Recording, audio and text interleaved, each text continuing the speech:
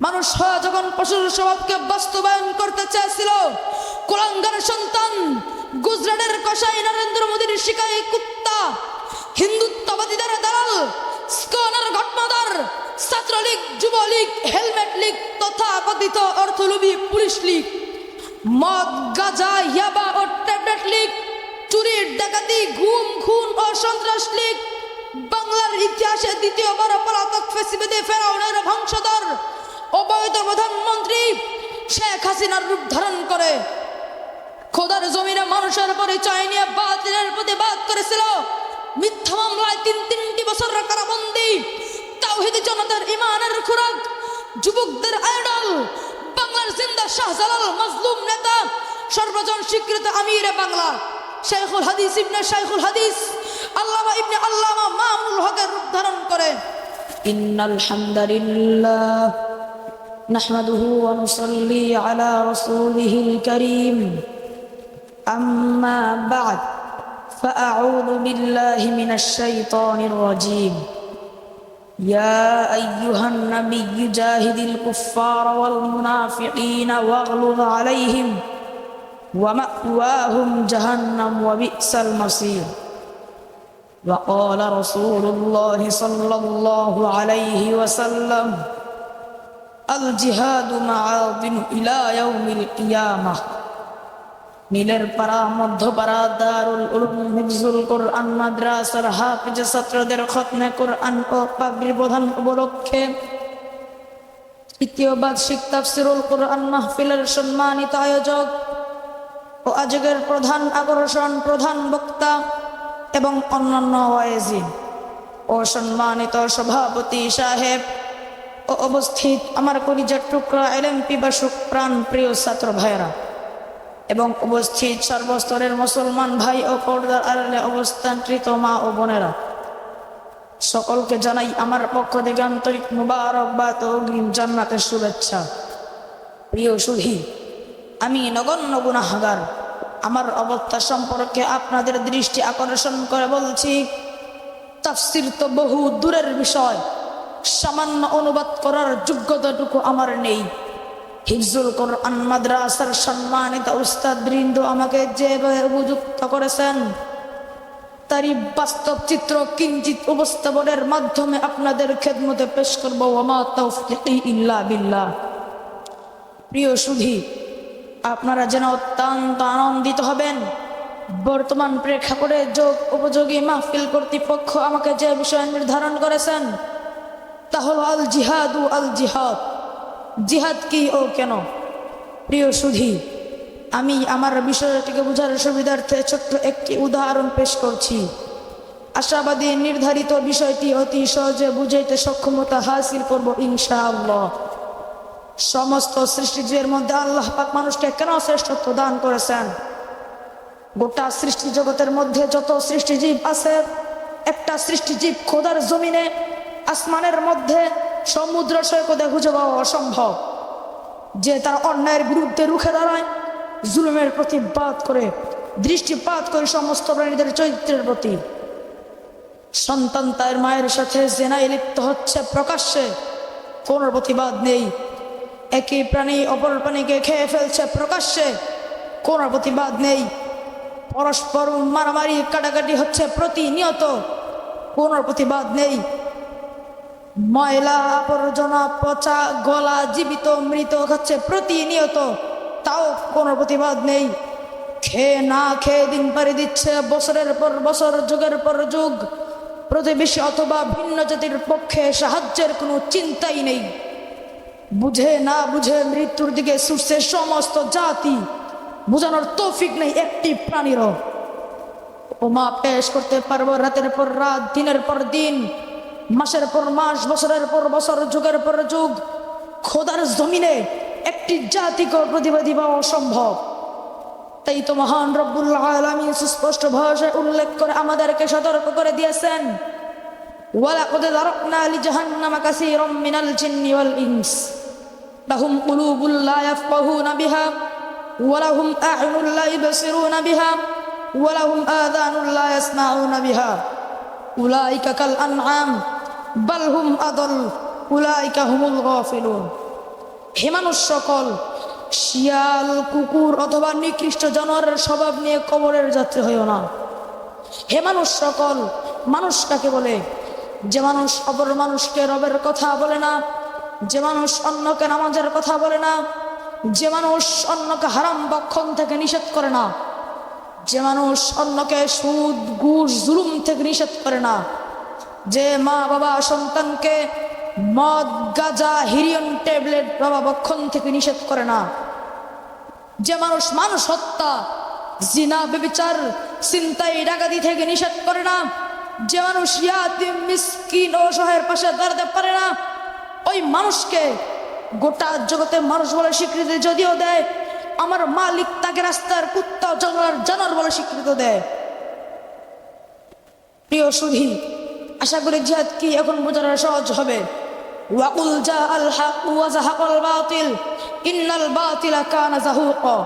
হক বাতিলের দ্বন্দ্ব চিরন্তন।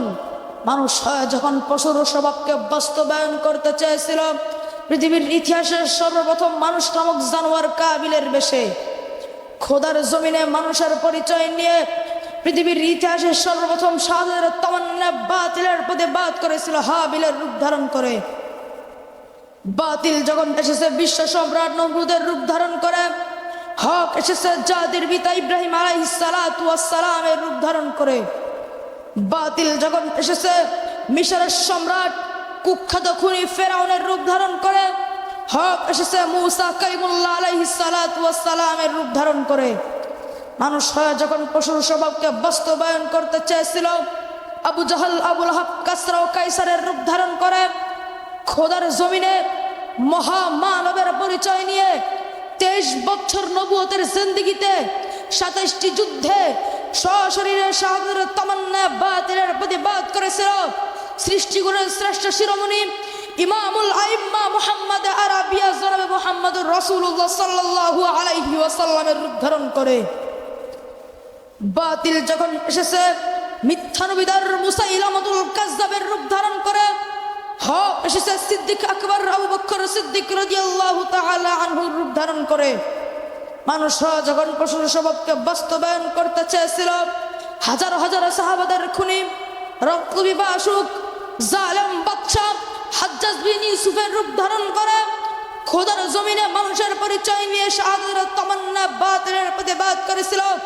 আব্দুল্লাহ ইবনে জুবাইর রাদিয়াল্লাহু তাআলা আনহুর রূপ ধারণ করে। বাতিল যখন এসেছে খলিফা মুতাসিম বিল্লাহর রূপ ধারণ করে, হক এসেছে ইমাম আহমদ ইবনে হাম্বল রাহমাতুল্লাহি আলাইহি রূপ ধারণ করে। মানুষ যখন পশুর স্বভাবকে বাস্তবায়ন করতে চেয়েছিল, শাহ আল জুদির রূপ ধারণ করে খোদার জমিনে মানুষের পরিচয় নিয়ে বাতিলের প্রতিবাদ করেছিল। ইমাম গাজ্জালি রাহমাতুল্লাহি আলাইহি রূপ ধারণ করে। বাতিল যখন এসেছে ইফতিরাজের রূপ ধারণ করে, হক এসেছে খাজা মঈনুদ্দিন চিশতি আজমেরি রহমাতুল্লাহি আলাইহি রূপ ধারণ করে।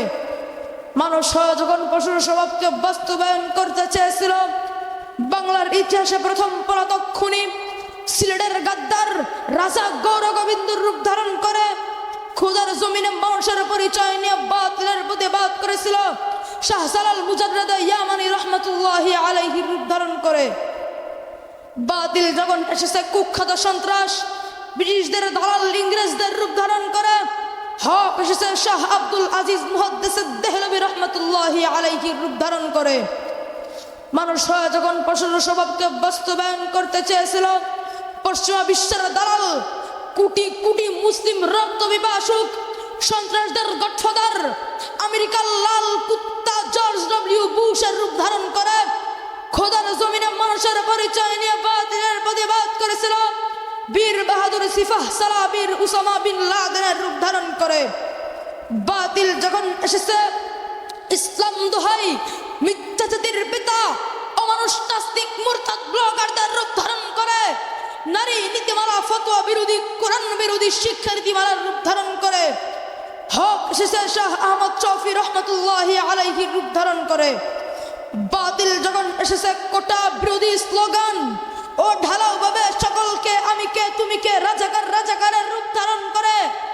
হক এসেছে স্কুল কলেজ ইউনিভার্সিটি ও মাদ্রাসার ছাত্রদের রূপ ধারণ করে।